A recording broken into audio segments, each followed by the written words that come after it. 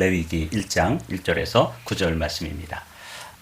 지난 주까지 우리가 회복하라 하는 말씀을 4주에 걸쳐서 8월 한 달 동안 나눴고, 오늘 9월은 이제 5주가 되는데 9월 한 달 동안 거룩한 삶이라고 하는 주제로 5대 제사, 특별히 우리가 그렇게도 힘든 레위기에 있는 말씀을 좀 함께 묵상하면서 은혜를 나누고자 합니다.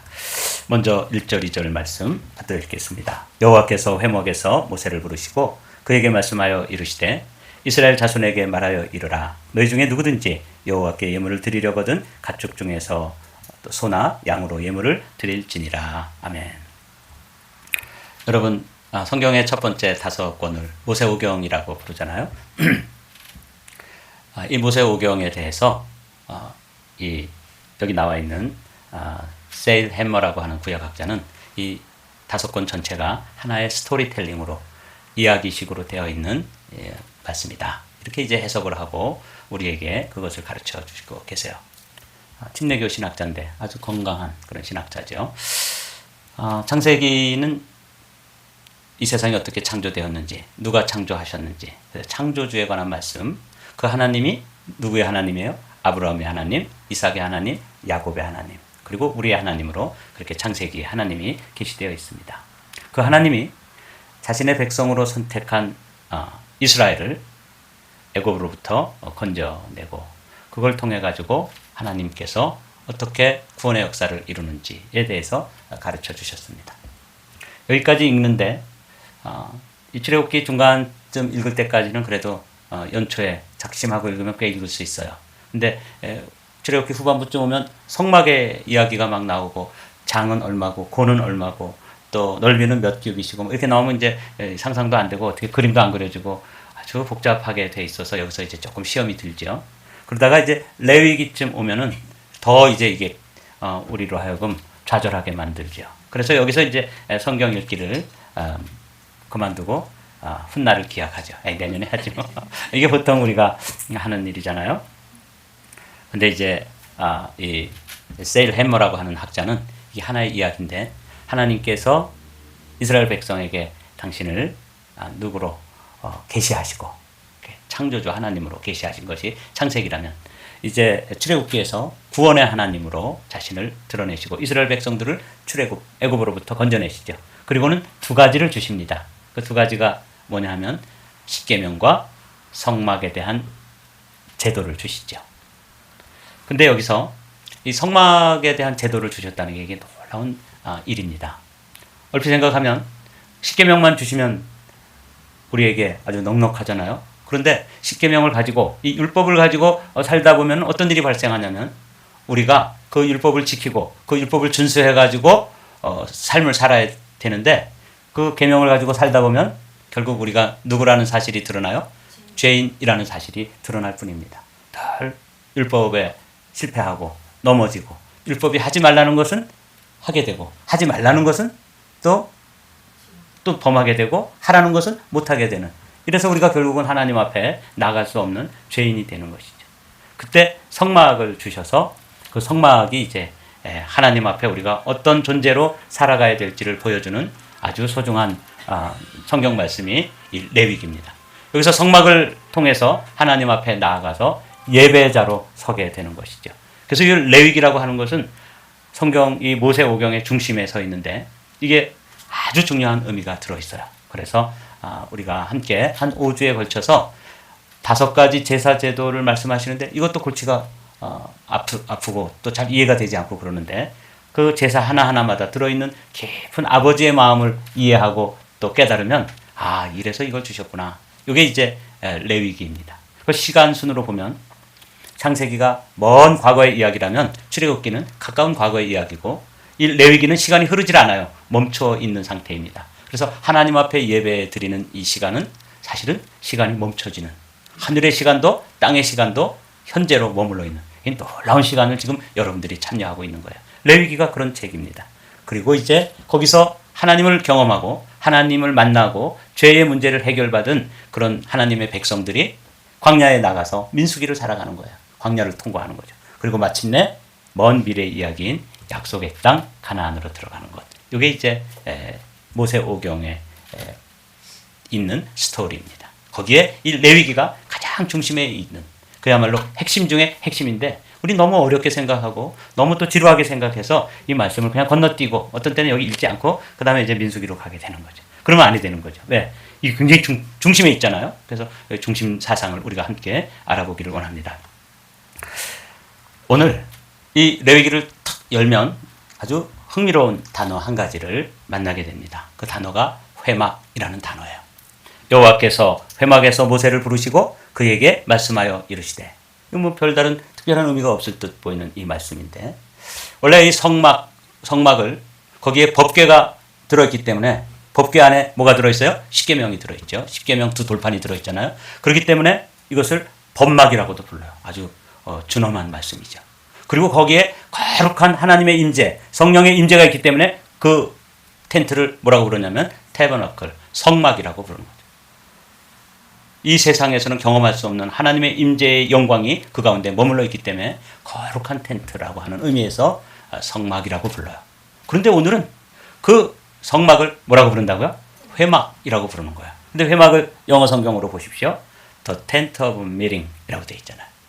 그 거룩한 곳, 그리고 그 엄격한 곳, 법이 있고 하나님의 영광이 있어서 도무지 우리가 범접할 수 없는 그 엄숙한 곳을 주님께서는 열어놓으시는 거예요. 무슨 장소로?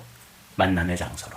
우리와 만나서 대화하시고 소통하시고 우리의 문제를 해결해 주시고 그렇게 하는 장소로 이게 디자인되어 있는 거예요. 그래서 그것은 원래 성막이고 율법이 있기 때문에 법막이지만 오늘 레위기에서는 탁 열었더니 여호와께서 회막에서 모세를 부르시고, 모세는 이제 백성들의 대표니까 백성들을 부르셨다, 이 말이죠.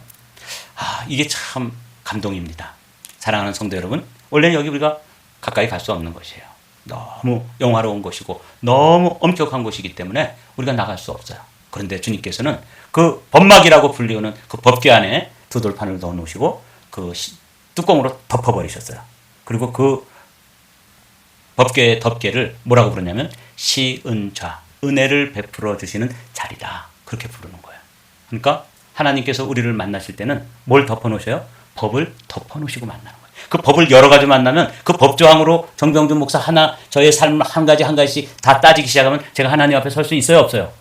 회막이 될 수 있어요, 없어요? 없습니다. 덮어놓고 만나시는 거예요. 참 흥미롭죠? 한번 따라 하실까요? 덮어놓고 만난다. 그래서 우리가 하나님을 만날 수 있게 되는데 그 만남의 장소를 회막이라 이렇게 부르는 거예요.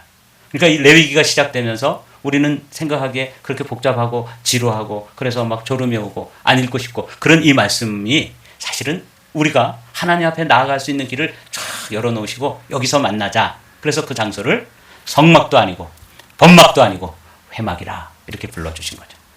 성경의 역사를 쭉 보면은 원래 하나님이 거했던 장소가 계속적으로 변화되어지는 걸 볼 수 있어요. 하나님은 태초에 에덴 동산을 창설하시고 거기에 여기 보면 dwelling place, 거기를 처소로 해서 아담과 하와와 함께 거하셨습니다. 그런데 범죄한 인류가 떠나가고 쫓겨나고 그리고 그 사람들을 애굽에서 건져내셔서 시내산에서 하나님께서 만나주시죠. 그리고 그들을 방금 말씀드린 성막의 제도를 허락하시고 그 성막을 회막이라고 부르시면서 거기를 미팅 플레이스로 만나주시는 거예요. 그러다 성막이 성전이 돼요. 근데 이게 변천이 되어가면서 놀랍게 그 성막이 사실은 누가 오실 그림자였냐면 예수 그리스도의 그림자로 이 말씀이 디자인되어 있는 거예요. 그러니까 유대인들이 성막에서 하나님을 만나고 성전에서 하나님께 제사하고 예배하던 그 사람들이 누구를 만나요? 하나님께서 예수 그리스도가 성전으로 오신 거예요. 그 안에 하나님께서 계신 거죠. 그래서 예수님께서 이걸 헐라, 사흘 만에 내가 일으키리라 그러니까 사람들이 이해를 못한 거죠. 근데 우리는 이제 이해하는 거예요. 주님의 드웰링 플레이스가 이렇게 변천되어 가고 있구나. 그 하나님께서 이제는 성막도 아니고 성전도 아니고 예수님 안에도 아니고 누구 안에? 교회 안에. 그 교회가 누구냐면 여러분 한 분 한 분이에요. 사도 바울은 이 비밀을 고린도 교회 성도들에게 말씀하십니다. 너희가 하나님의 성전인 것과 하나님의 성령이 너희 안에 거하는 것을 알지 못하느냐? 이거 알지 못하면 이 하나님께서 이렇게 역사 속에서 드웰링 플레이스를 바꿔가시면서 그 놀라운 구원의 여정을 이루어 가시는 것을 깨닫지 못하는 거죠. 여러분이 성전입니다. 여러분들이 성막이고 여러분들이 예수님입니다. 그래서 우리 안에 성령이 와 계셔서 우리를 성전 삼고 사시는 거죠. 그리고 이것이 완성되어지는 것을 새하늘과 새 땅, New Creation이라고 되어 있죠. 네. 여러분 제가 요즘 이 그림을 AI 보고 그리라 그랬어요. AI가 그린 거예요. 저작권 이건 해당되지 않는데 물어봤어요. 제가 이거 저작권에 해당되지 않느냐 그랬더니 마음 놓고 쓰십시오. 그래서 하나 설명해주고 그리라 그랬더니 좀 이상하게 그리면 또 다시 그리라고 그러고 그래서 하나씩 옮겨다 놓은 거예요. 놀랍죠? 우리가 이런 시대에 살고 있습니다. 이 하나님께서 이렇게 변화되어 가면서 거처를 옮기시는데 오늘은 어디에서 우리를 만나 주시길 원하냐면 시내산에서 십계명을 주시고 그 십계명을 지키지 못하고 넘어지고 또 실패하고 또 죄를 범한 사람들에게 성막을 회막이라고 부르시면서 우리를 그 자리로 불러서 만나 주시고 소통하기를 원하시는 그 장소가 어디라고요? 회막이다. 그래서 오늘은 이 레위기가 이렇게 놀라운 책이구나. 회막 한 가지만 생각해도 그분이 나를 만나 주신다는 거예요. 미국 대통령이 나를 만나 주신다 그래도 정말 황송하고 아마 주의를 지키지 않고 달려갈 수도 있거든요. 그런데 여러분 하나님 그 창세기에서 계시되어진 아브라함의 하나님, 이삭의 하나님, 야곱의 하나님이 이렇게 처소를 옮겨가면서 죄를 범한 사람들을 죄를 해결해 주시고 우리를 만나 주시는 거예요. 그 장소를 회막이라 이렇게 부른다는 것이죠. 그 회막에서 어떤 일이 벌어지는지를 딱 한 단어로 얘기하는 안수라고 하는 단어를 여러분이 기억하십시오. 4절 말씀 제가 읽어볼게요. 그는 번제물의 머리에 안수할지니 그를 위하여 기쁘게 받으심이 되어 그를 위하여 속죄가 될 것이라. 그래서 그는 그가 누구냐면 우리말 성경에는 그라고 되어 있지만 영어 성경을 보면 더 확실히 알 수 있어요. 누구라고 되어 있어요? you라고 되어 있어요. 여러분들은 영어에 능통하시네요. 네, 어떻게 그렇게 한 번에 알아보세요? 그래요. you라고 되어 있잖아요. 여긴 제사장이 아니에요. 그래서 그것을 제가 여러분들이 알기 쉽게 제주라고 한자, 우린 또 한자 문화권에 살았던 사람들이니까 제주, 그것도 영어 문화권에 또 지금 살고 있기 때문에 the offerer라고 설명을 해놓은 거예요. 그러니까 지금 소나 양, 희생 제물을 끌고 간 그 사람에 의해서 지금 이루어지고 있는 것을 이해하셔야 돼요.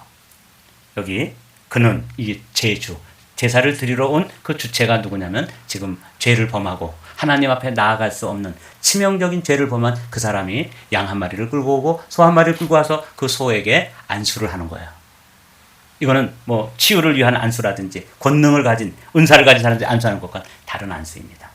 이때 이것을 학자들은 뭐라 그러냐면 안수를 하는 순간 이 제주, 그 또는 유라고 되어 있는 이 사람이 소가 되고 양이 되는 거예요.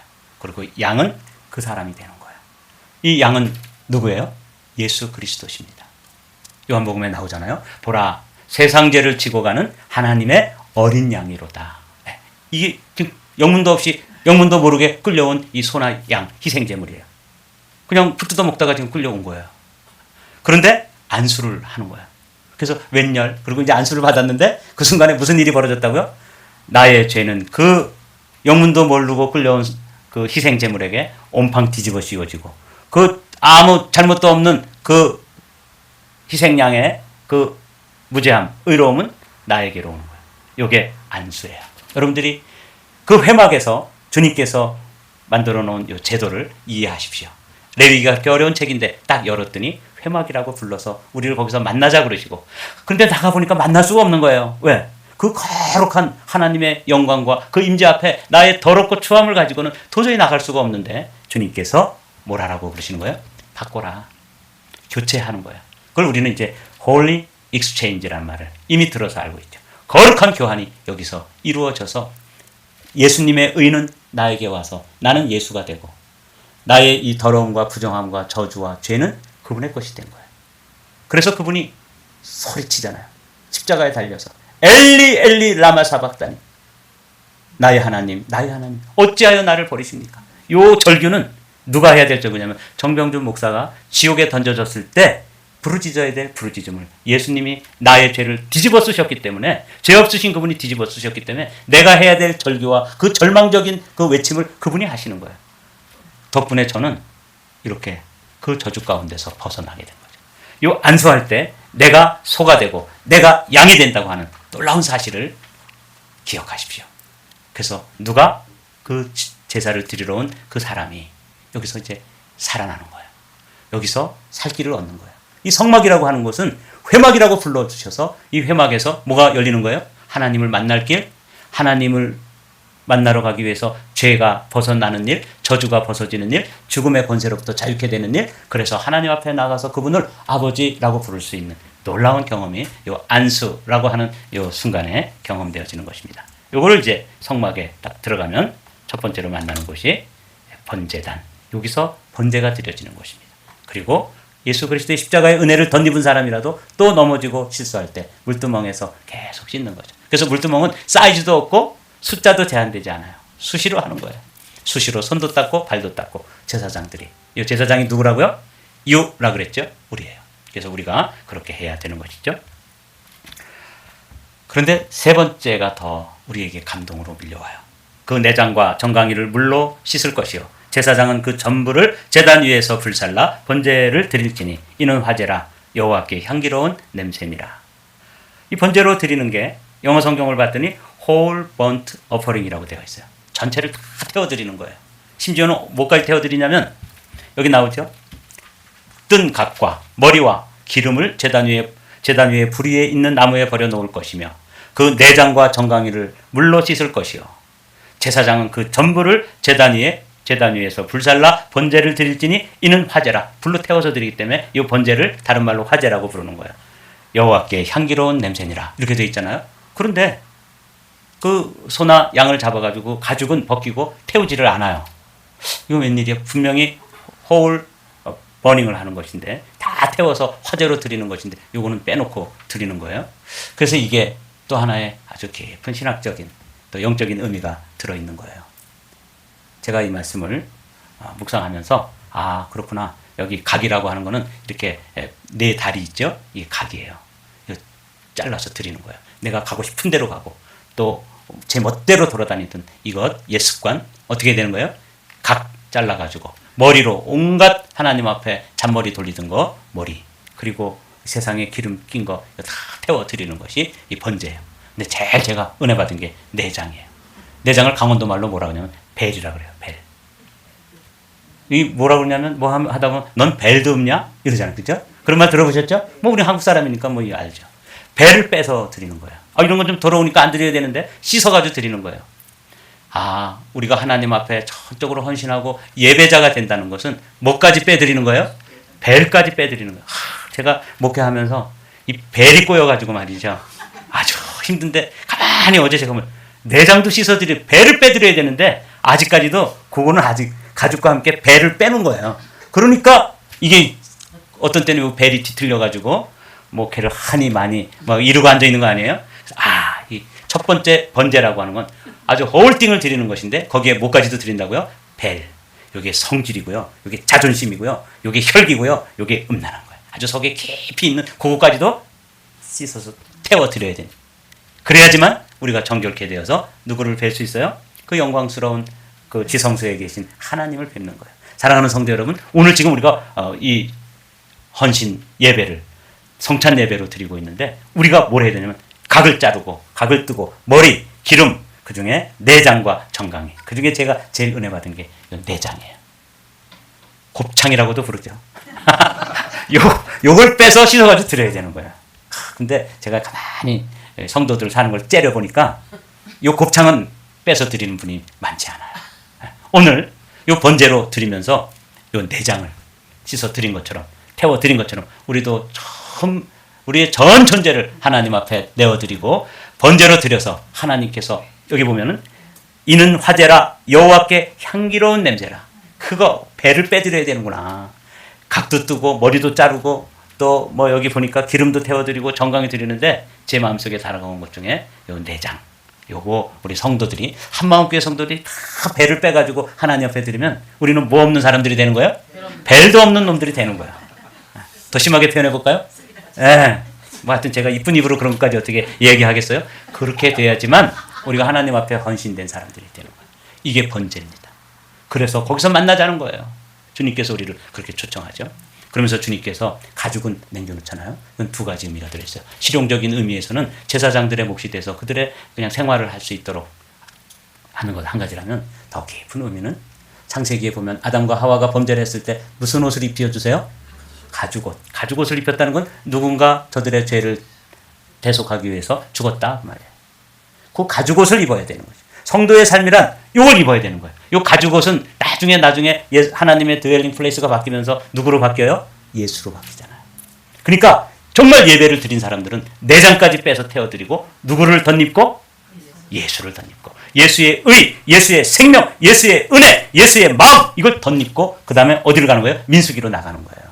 이게 경험되어지지 않으니까 맨날 광야에서 벨은 있는 대로 나죠. 더군다나 뭘 안 입었어요? 가죽옷을 안 입었어. 그러니 그게 신앙생활 하는데 얼마나 참 볼상사납게 신앙생활 하는 거예요. 목회를 하더라도 저처럼 목회를 하는 거죠. 내장도 슬쩍 아직 드리질 않았죠. 가죽옷도 입지 않았죠. 사랑하는 성도 여러분, 이는 화제라 여호와께 향기로운 냄새니라. 이렇게 돼야지만 어떻게 된다고요? 주님께서 기쁘게 받으실 만한 제사가 되는 거예요. 사도 바울은 놀라운 말씀을 하고 있습니다. 그러므로 형제들아, 내가 하나님의 모든 자비하심으로 너희를 권하노니 너희 몸을 하나님이 기뻐하시는 거룩한 산 제사로 드리라. 이 거룩한 산 제사, 이게 whole burnt offering이에요. 하나님 앞에 완전히 헌신된 삶, 내장까지 빼서 드린 사람, 벨 없는 사람. 이래서 옛 습관, 옛 혈기, 또 무슨 자존심, 이런 게 어디 있습니까? 벨이 빠졌는데.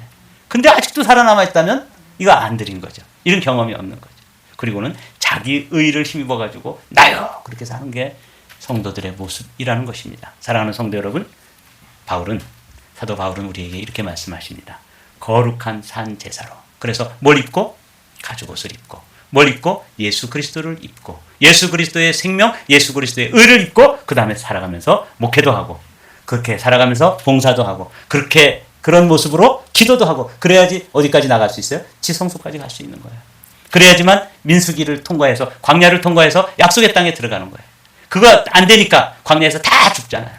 사랑하는 성도 여러분, 오늘 첫 번째 번제, 이거는 전체로 다 하나님 앞에 드리는 거예요. 어디서? 회막에서. 무엇을? 누가? 내가.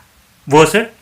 내장까지 빼바치는 그런 헌신으로 우리가 하나님 앞에 예배할 때, 다음 주부터는 여러분들이 예배 자리에 다 나와서 하나님, 오늘도 내가 홀딩으로 하나님 앞에 다 불살라서 드리고 하나님의 거룩한 지성소까지 나가 주님을 경험하고 주님의 임재를 덧입고 가죽옷을 입고 이 땅에서 죄와 싸워 승리하며 하나님 앞에 향기로운 제물이 되는 거룩한 산 제사의 삶이 되시기를 주님의 이름으로 축복합니다.